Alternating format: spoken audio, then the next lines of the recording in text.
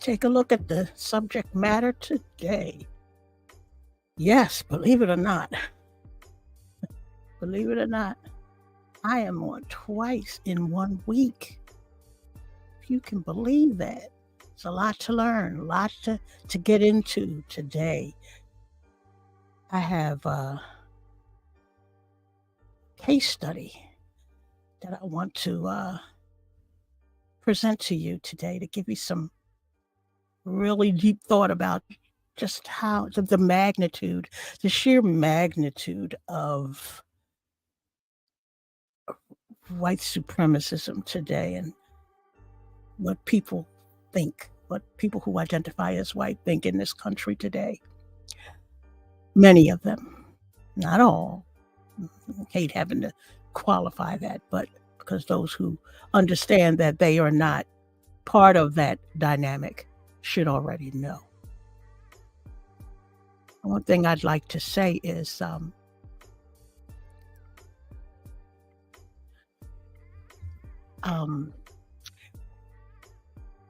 I hope that those of you who decide to enter are ready to hear this case study.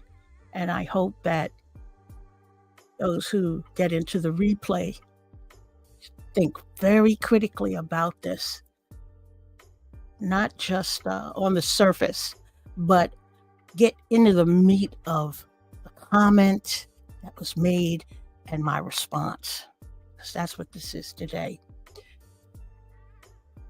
So much of what I write are inspirations based on comments that I get from other things, other essays that I write. But before I get into it, I have to go through my recitation, and everybody knows what that is. Identify myself, present some definitions, and then we'll begin. So for anybody who does not know who I am, who does not follow me on any of the platforms that I represent, that I am represented on. Well, I don't represent the platforms, but that I'm on. My name is Dr. Cynthia Elise Smith, and I am an anti-racism, anti-white supremacism educator and essayist, specializing in essays, lectures, discussions, and presentations with alternative views on the subjects of race, racist color, racist character, racism, white supremacy, whiteness, blackness, and value. Because I offer more deeper critical perspectives on these subjects, including the implications of wording in the lexicon that are not ordinarily considered racialized, because one, they may be euphemized, or two, dog whistled, or three, couched within usually benign contexts, hidden in otherwise normal contexts, what's considered normal. Now, of course, I'm not here to change any minds, but I want you to think critically about the subject matter that I'm about to present. And as you think critically, perhaps you will begin to change your own mind. And I need you to understand that everything that I present is not meant to make you feel comfortable. It's meant to make you think. My light bulbs know I'm about to turn on the light. Before I begin, you'll need to understand 3 critical thinking tools that I give you before every single lecture. My light bulbs know these by now, and if they don't, I will continue to drill them on each and every lecture, right before each and every lecture. First is comprehension. Comprehension is the most important because it is the essence of understanding what you were saying, being told, writing or reading, or the ability of your mind to form and craft imagery and concepts from words. Imagine that. Forming imagery and concepts from words. That's what we do. Second, context. Context is the ability to understand the circumstances that form the setting of an event, statement, idea, effect, consequence, or solution, and in terms through which they can be fully identified, comprehended, understood, and assessed, such as value, for example. Last but not least is connotation. Hold on one second here. Connotation. Connotation is the ability of the words to summon emotion or an idea or feeling that a word invokes in addition to its literal or primary meaning. What do I mean by that? Well, connotation is important because it is the feeling of the words, the feeling that creates the reaction associated with a word. It's the expressive part. That part of the words, sentences and paragraphs from your thoughts that create the drama, the intrigue, the happiness, sadness, to cause you to act kindly, violently, or any number of ways based on what you're hearing or reading. Now, understand that for purposes of this XA lecture, this case study, this is why I want you to understand these definitions, because these are the definitions of race, racist color, racist character, racism, white supremacy, whiteness, and value that I'll be using in this case study. Now, how whiteness got all the way up here is beyond me. Hold on one second. Let's go to race. Race is any one of the groups of humans that are often divided into based on physical traits regarded as common among people of shared ancestry. Next is racist color. That's color used to distinguish a race of people. Racist character. Character used to discuss a race of people. Racism. And always make a special attempt at encouraging you to understand racism in the United States. Racism is the systematic subjugation within established institutions in the U.S. through structurally designed discrimination and denial of opportunity, equity, equality, and justice, built into every institution in the country to control the formerly enslaved and their descendants in perpetuity after the enslavement ended and the enslaved were emancipated. Understand that prior to emancipation, there was no need for a system to control the enslaved. They were already in bondage and controlled to the extent that they had no way of getting out. And it was hereditary, meaning it was passed on. Bondage was passed on. You were born into enslavement. So when emancipation and the end of the war freed the enslaved, they still needed a way to control them, and that is when the first forms of institutionalized racism was created. Understand, it is not simply prejudice or bias and the associated behaviors. And I give this example. Can white people can black people despise white people? Yep. Yep, they can. And many do. Can black people hate white people simply because they're white? Oh, absolutely, yes. And many do. But can black people as a collective suppress the vote? Ban books by white authors simply on the basis of race? Change history to sanitize it for the comfort of black people? Deny the very system that was created in the first place in the face of overwhelming generational evidence that exists to this day? No, we can't. And that is why we cannot be racist. That is exclusively whiteness at work, using the mechanism of racism as that unbleached definition that I've just given you implies. Next, white supremacism or white supremacy.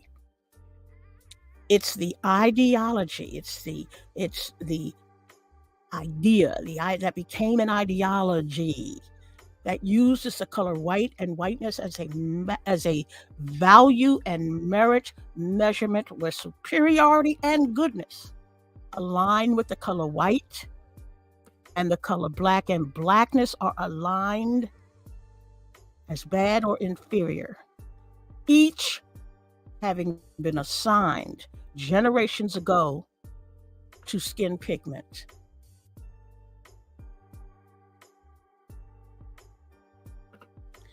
Whiteness.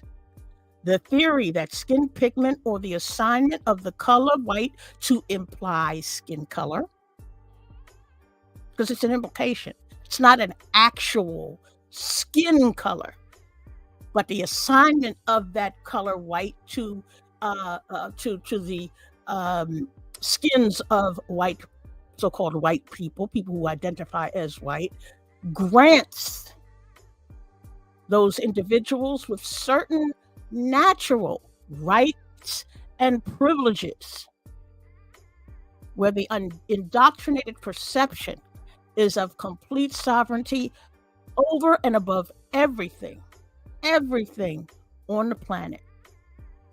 And finally, value, the desirability of something, often in respect of some property, such as usefulness or exchangeability, worth, merit, or importance. Value has an intrinsic association with the terms race, race as color, race as character, racism, and white supremacy, because value is the codifier for those terms. It's all about the value of humanity, how we are valued. So it provides both the right context and connotation, and it leads to better comprehension of each of those subjects. Today's essay lecture is entitled "A Case Study in Whiteness and White Supremacism at Work." Now, there are things that I want you to consider here. There are a number of things, but I put the first two up on the board. Number one, did structural racism, which is the same thing as institutional because it's structural and institutionalized, racism end with the Civil Rights Act of 1964? Let me repeat that. Number one, did structural racism end with the Civil Rights Act of 1964? Two, is structural racism responsible for the circumstances of Black people today? These are things I want you to consider as we go through the case study, among other things, because I want you to think. And these are the things I want you to think about as I go on this case study. And there'll be others that I want you to craft in your own mind as questions.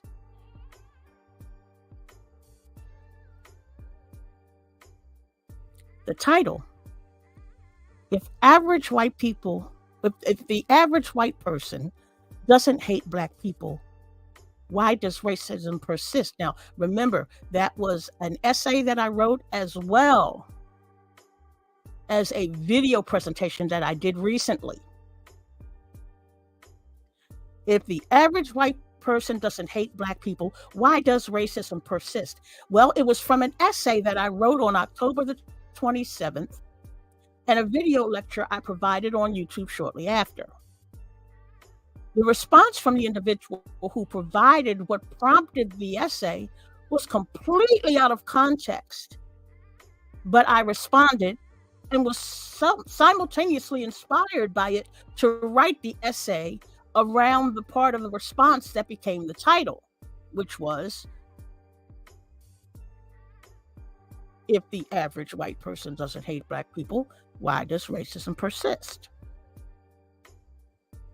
Now, as was the case before, I'm inspired by another response to an essay, which happened to be that very one that I just mentioned to you, which prompted the essay I'm reading to you right now. A case study in whiteness, white supremacism at work. Here,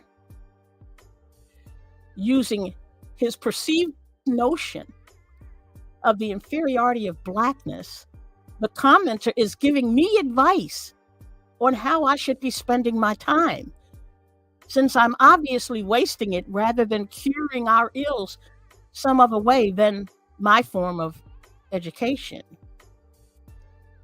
In his view, Black people perpetuated our circumstances on ourselves through our own shortcomings that led to those differences in life outcomes between us through no fault of whiteness and white supremacism at the root, and ongoing racism as the mechanism to perpetuate it, but our own inability to succeed since racism ended 60 years ago. The sheer caucasity in which this commenter presents his response is an ideal case in whiteness at work, hence the title of this essay. His comment was as follows. Now, I want you to listen carefully. If your critical thinking caps are not on, please put them on at this moment. And listen. Structural racism ended 60 years ago with the 1964 Civil Rights Act. You can fill volumes with macabre stories like the doctor's leather shoes, but for what purpose? Your energy would be better spent helping the Black community with things like education, job outreach, saving and investment, stable family formation, and other things where shortcomings led to differences in life outcomes between Blacks and whites. Shortcomings. I decided to use my actual response to this person as the essay, since it encapsulates exactly what I wanted him to receive from it and what I want everyone to receive from it. And here's my response. Your response is the essence of my inspiration for writing my essays and my video presentations on YouTube. Your response is the reason why ongoing education in the areas I tackle, especially white supremacy, is so vitally important today. Now, Put on your critical thinking cap and read carefully. Listen to my words in your head and hear them well. Structural racism did not end 60 years ago with the 1964 Civil Rights Act, since it only dealt with education and employment and was only based on segregation, a retooled definition of racism for that time. Racism literally became synonymous with segregation, forming the basis for integration, or simply allowing Black people into spaces and places with with people identifying as white, and providing a limited apportionment of opportunity in the areas of education and employment to be in those spaces for a limited time. Of course, we became the last hired and the first fired, which is still prevalent today. Statistics bear this out. According to Camille Lloyd for Gallup News, 75% of Black people report discrimination in the workplace.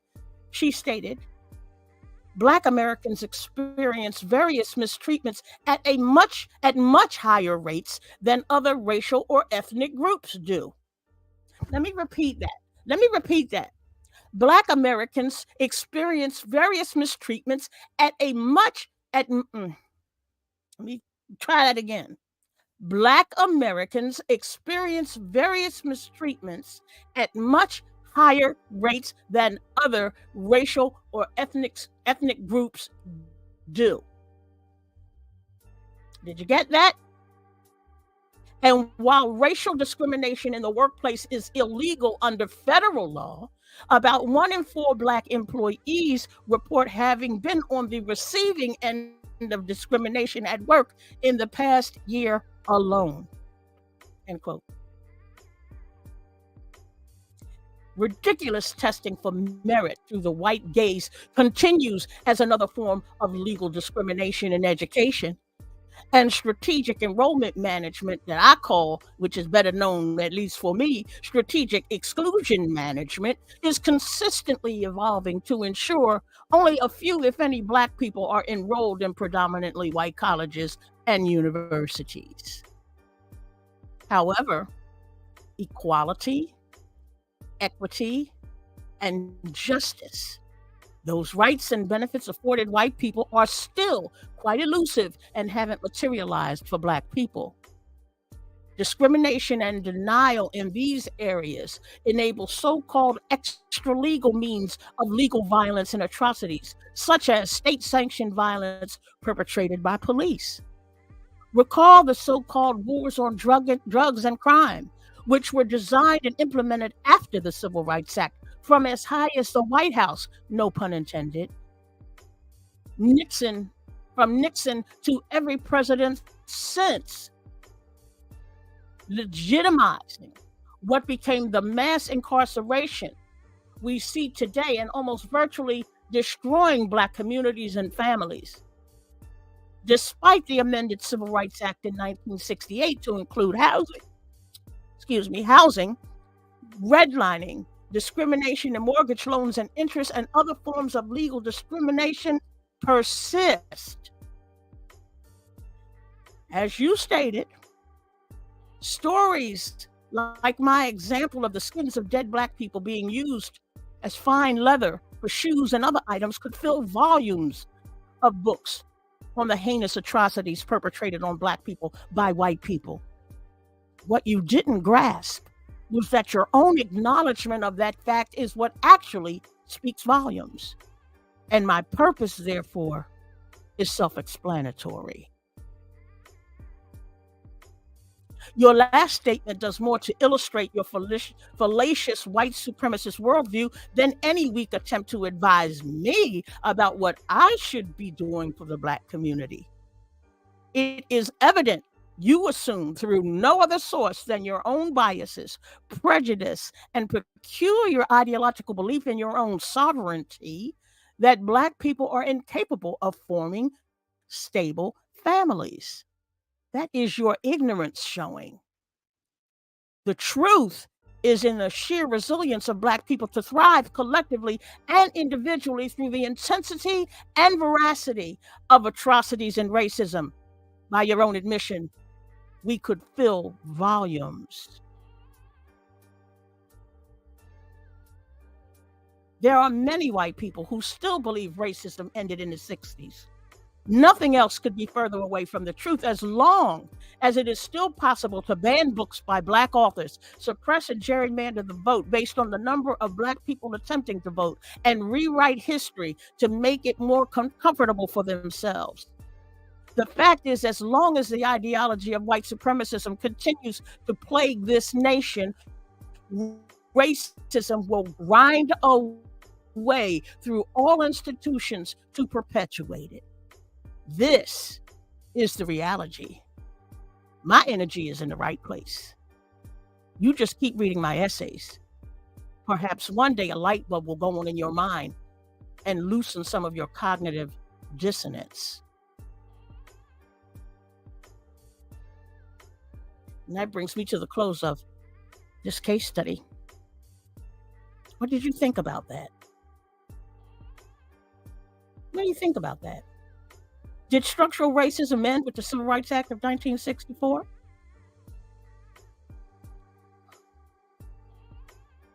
What are your own examples? Now, I'm not talking about this, the white neighbor don't like you. I'm talking about structural racism. Is structural racism responsible for the circumstances of Black people even today? The answer to the first question is no, and the answer to the second question is yes.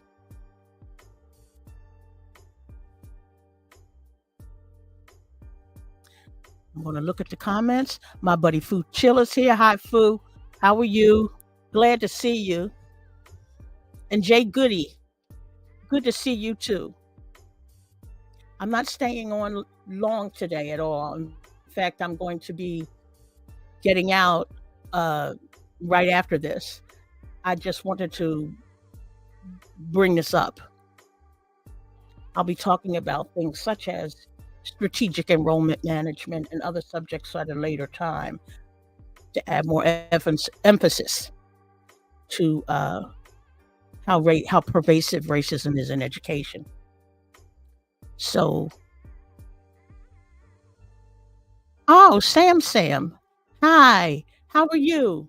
You know, I always say I'm going to get off this thing, I'm going to get out, and then there are like 50 other reasons why I should stay in. Let me invite whoever would like to come up and discuss this latest.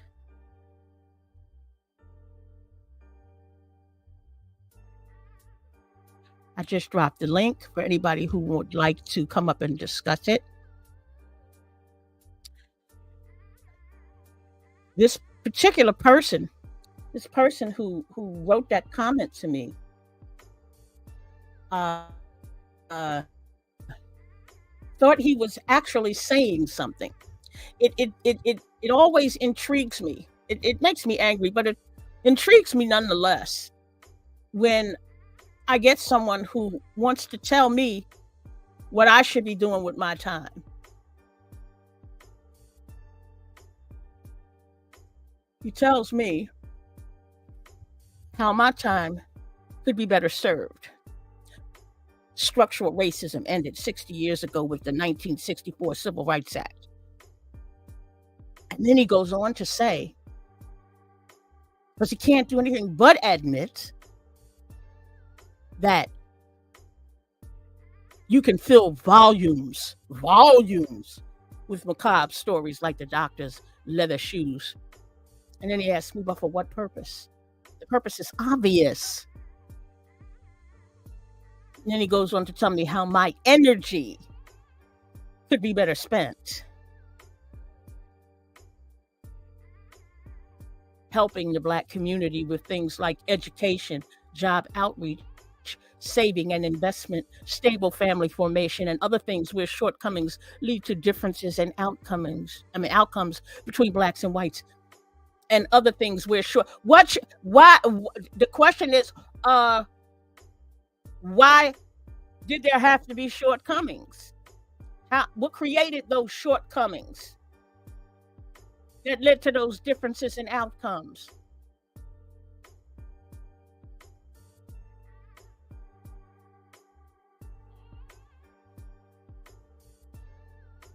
What led to them?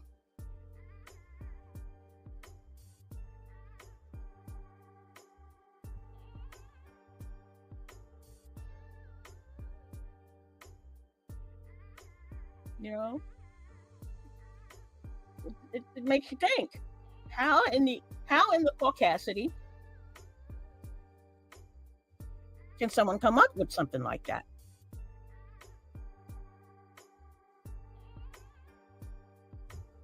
Redlining, for God's sakes,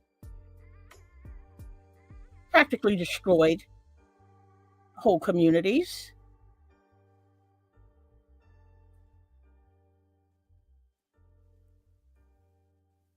Drugs, guns.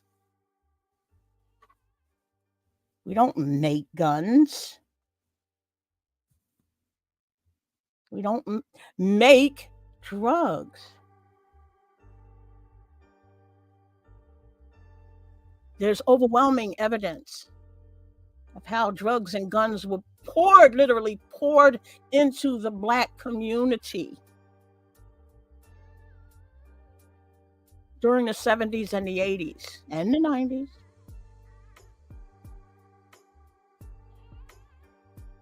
To create the impetus for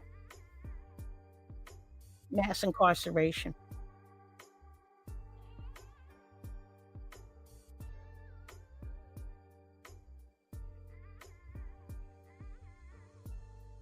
So it's definitely worth thinking about. And why isn't education, why isn't learning about the reasons that we find ourselves in the circumstances we find ourselves today, the real reasons? Why is that wrong? Once you know, you are prepared. You can say, "Oh my goodness, this is it was because of this." You begin to learn and then you're able to teach your family, and you can change the tide.